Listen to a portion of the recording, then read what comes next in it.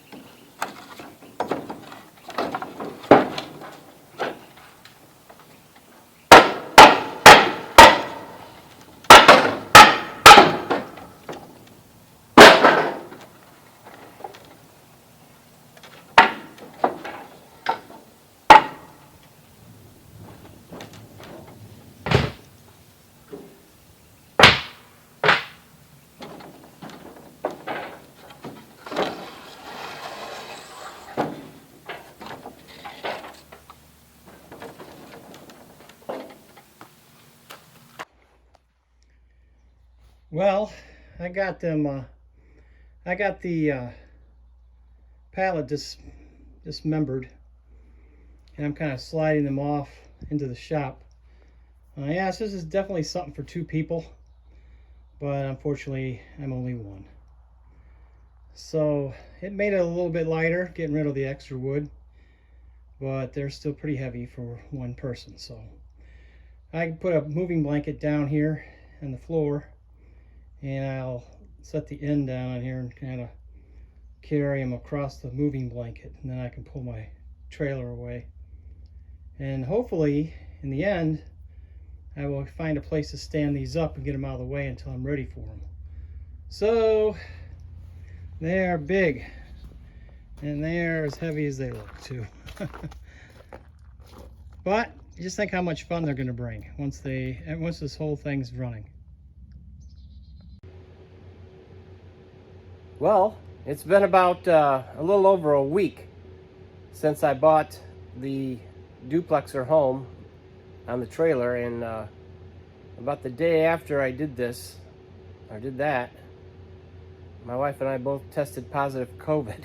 So I've been taking it easy trying to get over that, and I just noticed that I still have the same clothes on that I had when I bought these duplexers home, but trust me, they've been washed.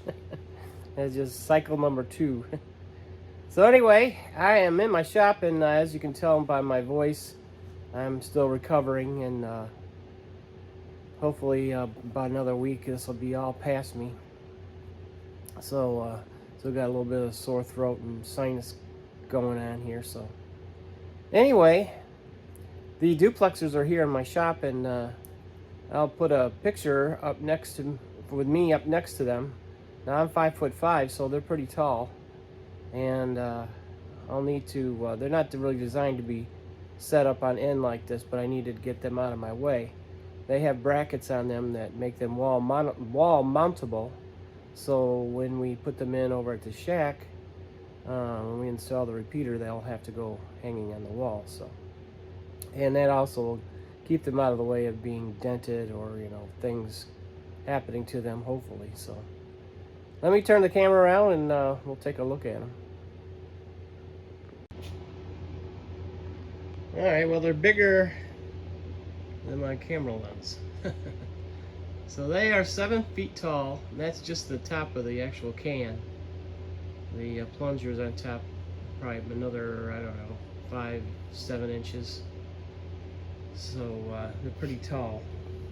And I know you probably can't see the tag back there, but they're made from a company called TXRX Systems, which makes all kinds of RF equipment, duplexers and filters and things like that. So yeah, so they're in the shop, and that's one step closer to getting them tuned up and ready to go.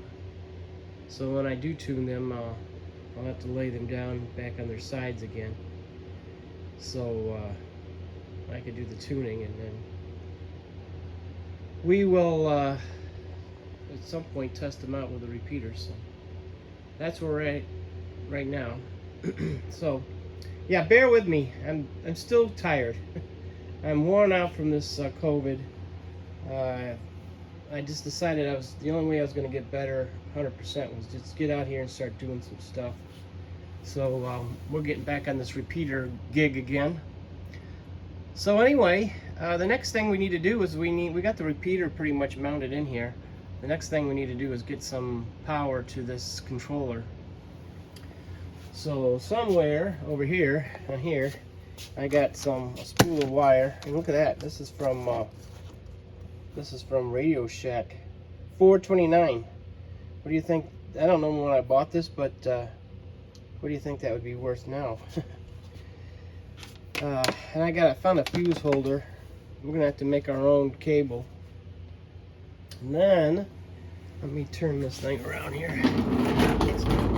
It's still in there. So that goes on this little deal here. So we will make a plug and bring it down here to the power supply. Now, when we put this repeater in the case or in the cabinet permanently, I'd like to have some kind of a fuse box, so I can run everything to that, like a terminal strip fused. And I can run stuff to that and just distribute the power from that. So it'll go to the power supply to the terminal strip and then out. I need to have something nicer than what I have, so I don't want there to be any chance of shorting anything out.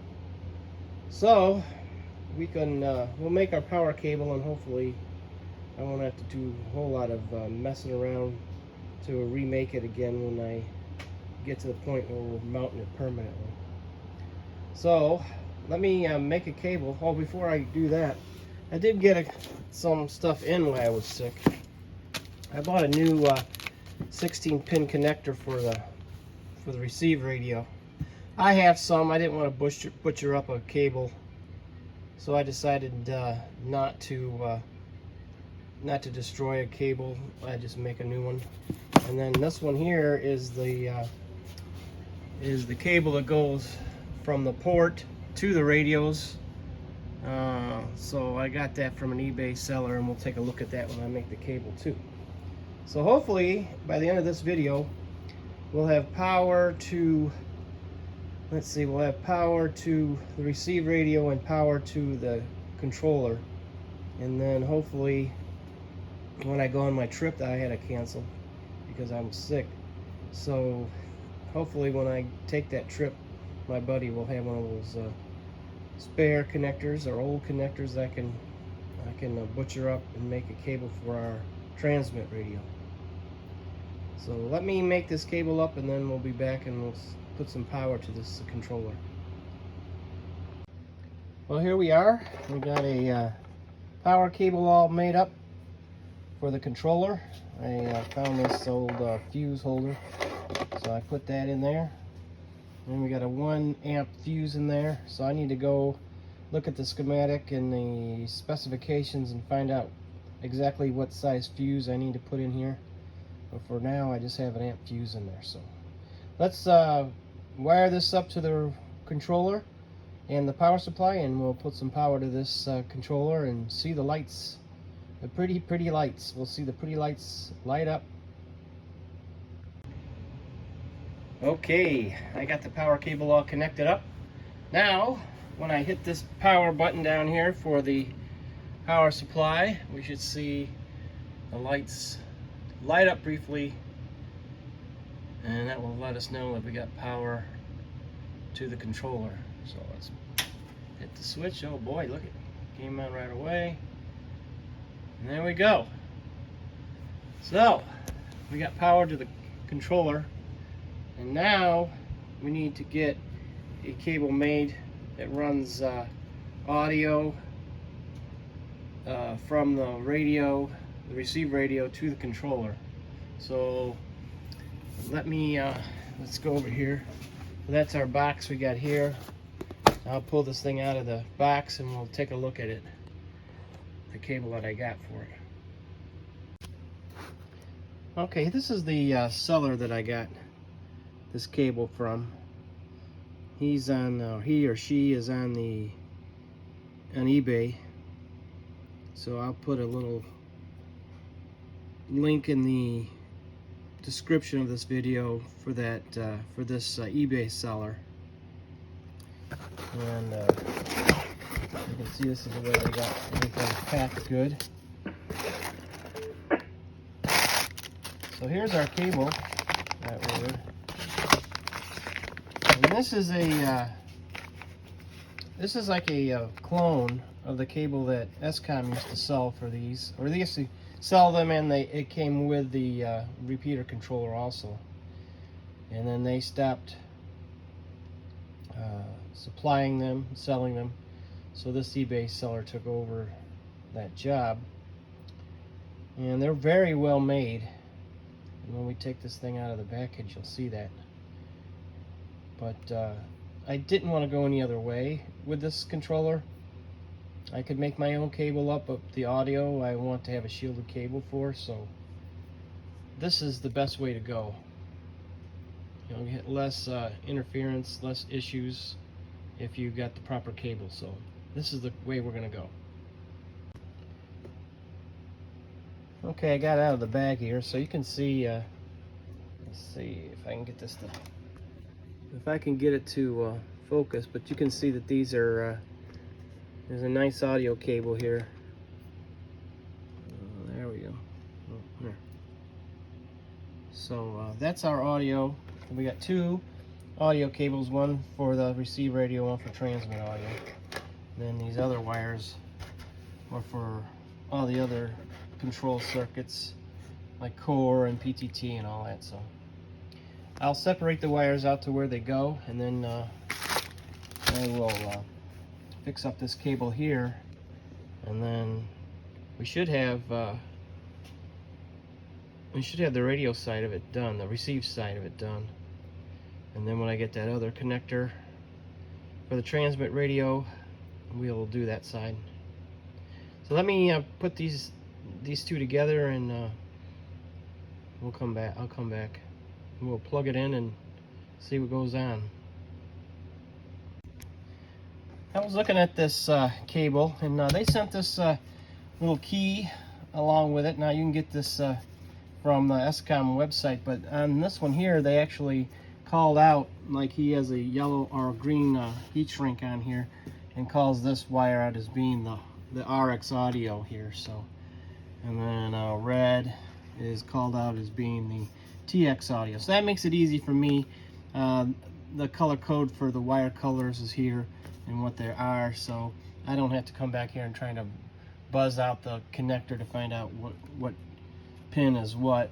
So that makes it real easy for me. So now comes the interesting part for me, and that's putting these on. So they're pretty small. So we'll get the ones on here. Well, I might put them on for all of it, and then well, I'll put them on for all of the receive radio. Do it that way. I don't need them for the other one, at least not yet. So let's wire up the receive side of this cable, and when I get it wired, I'll come back and then we'll plug it into the radio and the controller and see what happens. Well, we've had a turn for the worst. And you can see that I have my computer out again, and I'm looking at the code plug again. And you can see right here where it says 29.6 to 36 megahertz. This radio is not a 6-meter capable radio. The max track, that is. Even though it has decals on there that say 6 meters and some frequencies that were programmed into it, that is not a 6-meter radio. So just like these over here, I was told were 6-meter capable, they are also not. So this is the second time that I've gone through this where someone says a radio is 6-meter capable and is not. So I'm going to do the next step and take the radio back out of the cabinet, open it up, and just verify the board in there is wrong, and we'll go from there. So my search will be on for another radio. Well, I've got the radio apart, and we're looking at the RF board here, and you can see what we got here. We got an HLB 4099B. Now it can be a B or an A, but this is a later version, so it's a B. So let's walk over here, and I got a little chart here on my computer, and it'll tell you what the boards are. And you can see we're right here at the 4099 A or B, and that is a split of 29.7 to 36 megahertz. And you can see it can be pushed to 10 meters, which that would be a great 10-meter radio. And this is the one that we need right here. This is the RF board we need in there, and that'll go to 6. So we have a radio that somebody just slapped some labels on and said it's a 6-meter radio, and obviously it is not. So it probably got put together with parts, and maybe this guy just put these pieces on, and somebody asked for a 6-meter radio one day, and he said, yeah, I got one, and gave us this one. So this is not going to work for us. So if we were making a 10-meter repeater, that would be great, but I probably wouldn't give this radio back. I'd probably just keep it and use it for 10. But yeah, so we're going to have a little bit of a delay. Okay, we made some progress on this repeater. We got the controller powered up, and it seems to be working fine. And I noticed the problem with the radio when I went to transmit into the repeater input frequency, and it didn't hear anything. So I should have caught that when I originally looked at the code plug, and we went through that checking of the code plug, and I missed that. So that was on me.